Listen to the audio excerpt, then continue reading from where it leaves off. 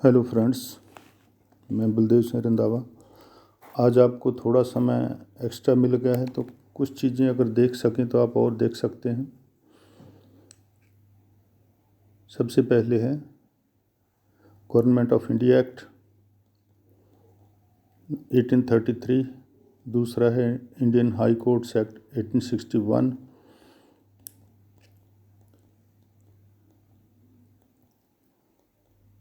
तीसरा है Indian high court act 1911, फिर है government of India act 1915, federal court of India 1935 and Privi council. एक क्विक रिवीजन आप कर सकते हैं यदि कर सकें तो, क्योंकि छोटे छोटे क्वेश्चंस भी आ सकते हैं। तो आप लोग लाइक और सब्सक्राइब ज़रूर करें ताकि आपको और हमें अच्छा करने को मिल सके। सबसे पहले गवर्नमेंट ऑफ इंडिया एक्ट 1833 और दूसरा नाम इसका द सेंट हेलिना एक्ट 1833। ये ध्यान रखें कि सेंट हेलिना साउथ अटलांटिक महासागर में एक द्वीप है, जहाँ पर फ्रांस के नेपोलियन बोनापार्ट को जब वो अंग्रेज़ों से हार गया तो वहाँ इन्होंने बंदी बना कर रखा था और 1821 में वहाँ उसकी मौत हो गई थी। तो उस द्वीप का भी हाल भारत जैसा ही था, भारत की वो कॉलोनी था। तो इसी एक एक्ट के द्वारा इंग्लैंड के राजा ने दोनों को अपने अंडर में लिया था, इसलिए दोनों नाम एक ही एक्ट के हो सकते हैं। आपसे कैसे भी पूछा जा सकता है। The government of India act 1833 and the Saint Helena act 1833। इस एक्ट के मेन फीचर्स हैं। 1833 में ये एक्ट आया था। पहले हमने पढ़ा था 1773 वाला रेगुलेटिंग एक्ट, जिसमें मद्रास के कलकत्ता के गवर्नर को गवर्नर जनरल बना दिया और उसके बॉम्बे और मद्रास की प्रेसिडेंसी को उसके अधीन कर दिया गया था। लेकिन अब उसको लगभग उस बात को 50-60 साल ऊपर हो चुके हैं। तो अब जो बनाया गया है, अब गवर्नर जनरल ऑफ कलकत्ता को पूरे भारत जितना भी उनके हिस्से आ चुका था, सारे इंडिया के लिए उसको गवर्नर जनरल ऑफ इंडिया या governor general of British India बना दिया गया। कंपनी को 20 सालों के लिए और काम करने को दे दिया, लेकिन अब उसको व्यापार कम कर दिया गया उसका बिल्कुल, और वो ज़्यादा राजनीतिक प्रशासक काम करने लगी। गवर्नर जनरल की जो काउंसिल में पहले 4 सदस्य थे 73 में, 1773 वाले में। तो पिट्स इंडिया एक्ट जो आया था 1784 में, उसमें उसके सदस्यों की संख्या 3 कर दी गई थी। अब इस बार उसमें एक सदस्य और बढ़ा दिया गया, जिसको लॉ एम्ब्रेसर या विधि सदस्य कहा गया, जो कानून का ज्ञाता था। और पहला जो बनाया गया था वो लॉर्ड मैकाले था, जिसने बाद में सुधार किए और काफ़ी कुछ उसके बाद नए जो कानून हम पढ़ते हैं 1861 वाले, जितने भी कानून आपने फर्स्ट ईयर या आज तक पढ़ रहे हैं, जो उस समय हुए वो लगभग उसी लॉ कमीशन की देन थी। और लॉ कमीशन आज भी बनते हैं। और लॉ कमीशन ऐसा एक कमीशन बना दिया जाता है सरकार द्वारा, हाई कोर्ट या सुप्रीम कोर्ट के जजेज की अगुवाई में, जो विभिन्न तरह की सलाह देता रहता है और फिर उस तरह से एक्ट्स बनाए जाते हैं। इसको भी आपको ध्यान रखना चाहिए।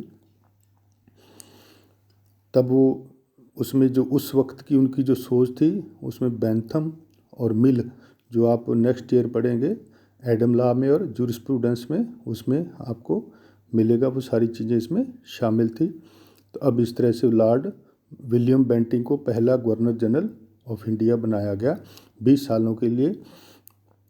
इसी दौरान अब आते हैं इंडियन हाई कोर्ट्स एक्ट। इसी दौरान 20 साल होते होते बीच में एक दौर आया, लॉर्ड विलियम और वेलेजली आए थे, जब हड़प नीति बनाई थी, लैप्स पॉलिसी बनाई थी कि यदि किसी राजा के रानी के अपनी औलाद नहीं है तो उसके राज्य को मिला दिया जाए कंपनी के शासन में।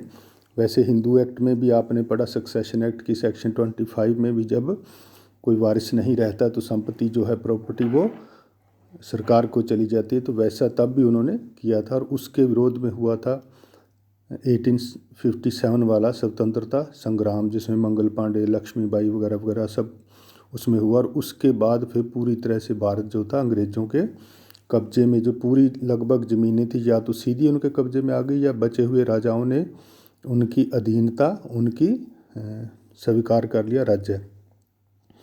फिर उसके बाद लाया गया इंडियन हाई कोर्ट एक्ट। अब इस एक्ट के द्वारा 1860 इस एक्ट के द्वारा जो सुप्रीम कोर्ट बना था, पहले कलकत्ता बना था, फिर बॉम्बे मद्रास बने थे, और उसके साथ सदर अदालतें आपने पढ़ा था, सदर अदालतें बनी थी, सदर निजामत, सदर फौजदारी, सदर दीवानी।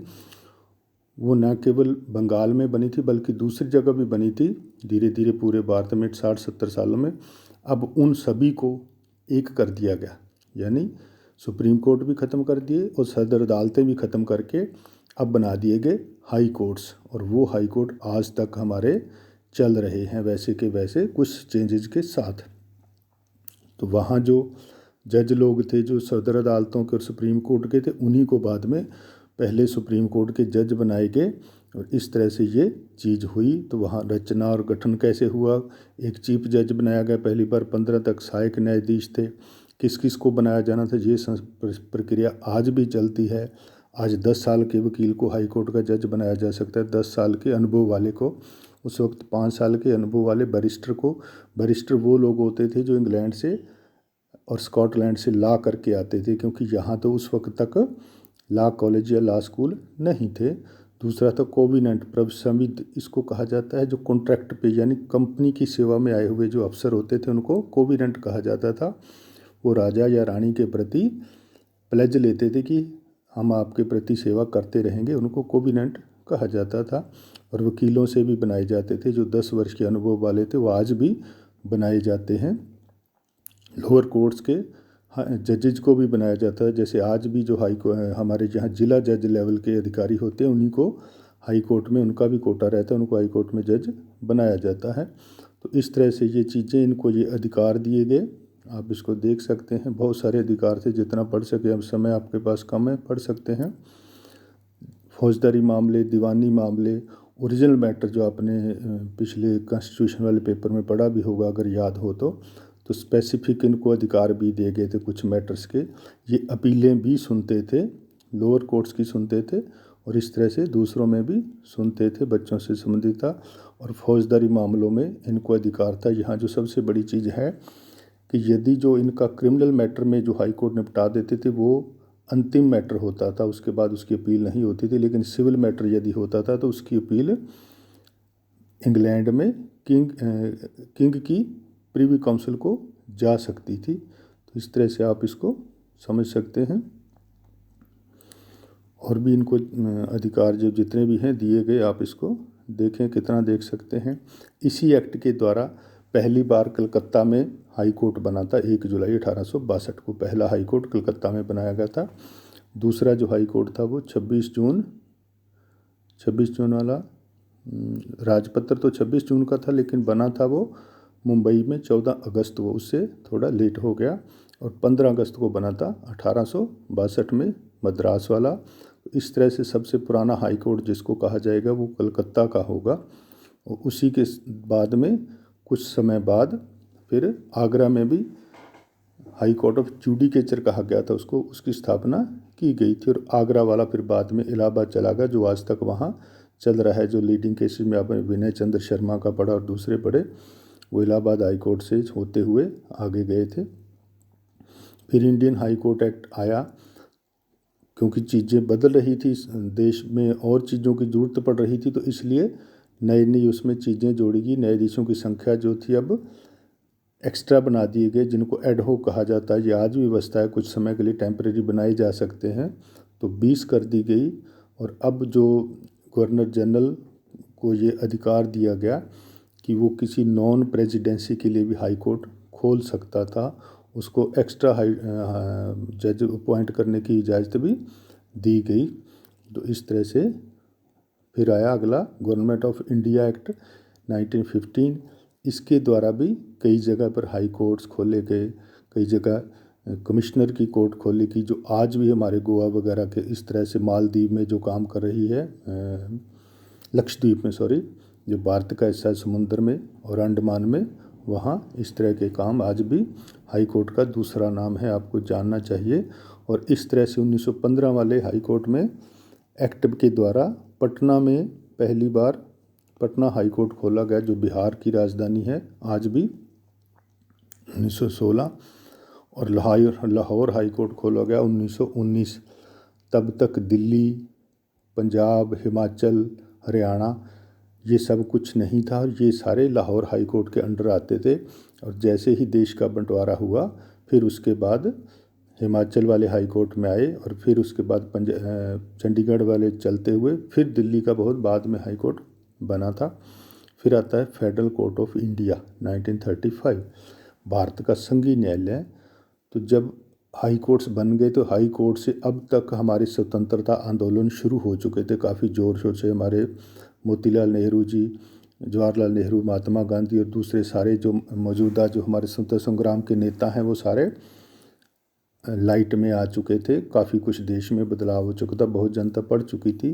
तो अब इन लोगों की ये मांग थी कि हमारे हाई कोर्ट से जो अपीलें हैं वो प्रिवी काउंसिल को जाती हैं, जो लोगों के लिए मुश्किल का काम है। इसलिए भारत में एक सुप्रीम कोर्ट ऐसा खोला जाए जिसमें सभी हाई कोर्ट्स की अपीलें उसमें हों, और उसके बाद फिर उसको प्रिवी काउंसिल जाना हो तो जाया जाए।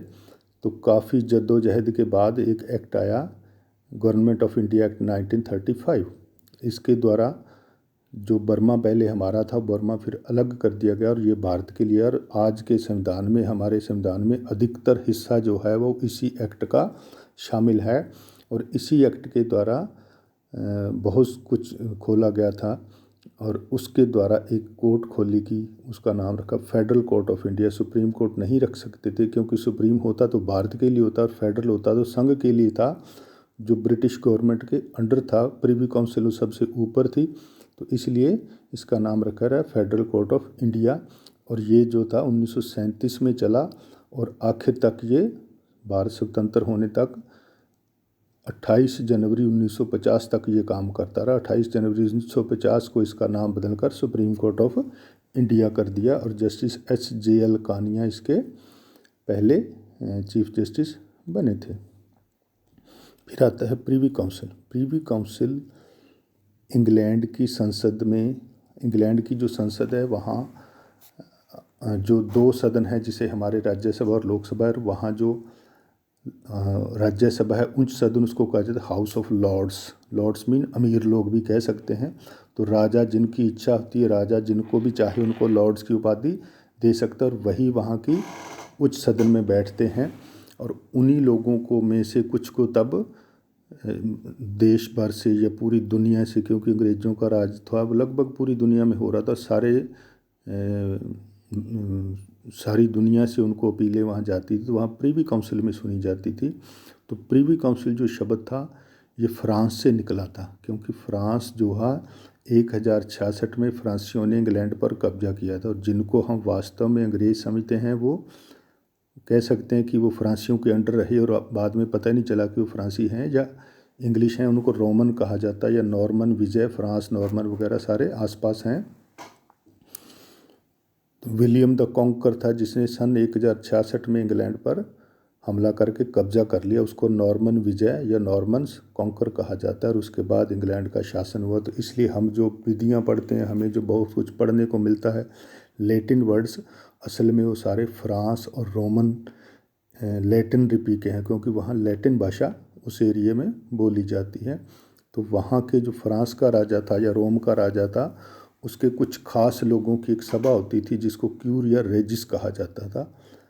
तो उस क्यूरिया रेजिस को ही स्पेशल माना गया, और क्यूरिया रेजिस से होते होते बन गई प्रिवी काउंसिल। प्रिवी मीन प्रिविलेजेज, ऐसे लोगों की काउंसिल जिनको विशेष पावर हो, विशेष अधिकार हो।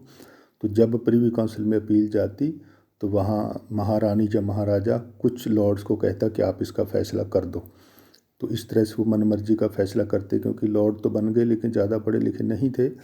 लेकिन तब लगभग 1833 या 1833 वाला सन, थोड़ा सा मुझे डाउट है, याद कर लेना, चेक करेंगे इसको। एक लॉर्ड हुए लॉर्ड ब्राहम, उनका ये कहना था कि इस तरह से किसी को भी फैसला करना जज के तौर पर वो गलत होगा। वहाँ केवल वही लोगों को न्याय करना या प्रिवी काउंसिल की उस में शामिल हों जो न्याय करने वाली संस्था है, जो ला पढ़े लिखे हों। तो उनके कहने के बाद फिर एक बनाएगी committee, committee on judicature in privy council. ये वर्ड भी आ सकता है, ये छोटे छोटे वर्ड्स हैं, सारे 2-2 नंबर के आपको ध्यान रखना चाहिए। कुछ भी कहीं से पूछा जा सकता है और ऐसा ही पूछा जाता है। तो उस कमेटी ऑन जुडिकेचर बाद में अपीलें सुनने लगी और फैसला करती थी। वो अपील करती तो वो फैसला जो होता था पूरा लिखते in the name of his excellence या हर एक्सीलेंस, और नीचे रिटन बाई ऑथर का नाम, उस लॉर्ड का नाम होता था जो उसको लिखता था जज के तौर पर। ये परंपरा आज भी हमारे हाई कोर्ट्स और सुप्रीम कोर्ट में चल रही है। यदि डीबी यानी डबल बेंच या फुल बेंच या और हो कोई कॉन्स्टिट्यूशनल बेंच, तो 5, 4, 6 जज होते हैं। सारे फैसला नहीं लिखाते, अक्सर कोई उससे डिसएग्री करता है, डिसेंट होता है तो वो लिखा देता है, अदरवाइज एक ही जज फैसला लिखाता है और बाकी सारे उसको मान लेते हैं कि ये हमारे द्वारा लिखाया गया है। और उसमें उस जज का नाम होता है जिस पे लिखा रहता है, आप फैसला पढ़ें, ऑथर। तो इसलिए एक लेखक या 2-4 लेखक होंगे, अलग अलग भी लिखाए जा सकते हैं। आपको याद रखना चाहिए अयोध्या वाले मामले में 5 जजों की जो बेंच थी जिन्होंने फैसला दिया था, वहाँ किसी एक जज का नाम उन्होंने नहीं लिया। इट मीन्स उसको माना गया यूनानी मसले की, हमने सर्वसम्मति से फैसला दिया। अयोध्या वाले मामले में किसी एक जज का नाम नहीं आया। तो ओके देन, गुड लक, आराम से कीजिए, कितना कर सकते हैं। स्क्रीनशॉट चाहे तो आप लेके इसको अपनी इच्छा से जितना समय बचा है उसका उपयोग कीजिए। Bye, okay, thank you.